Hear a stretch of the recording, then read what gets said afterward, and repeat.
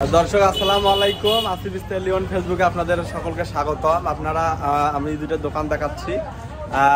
একটা হচ্ছে Mahmudul medical hall corner, যে দোকানটি চুরি গেছে, এবং সাথে খুশি বেকারি যে নাম আছে, সেই বেকারি। এই দুইটা দোকান হচ্ছে যে উপরে টিন কেটে চুরি করছে চোর।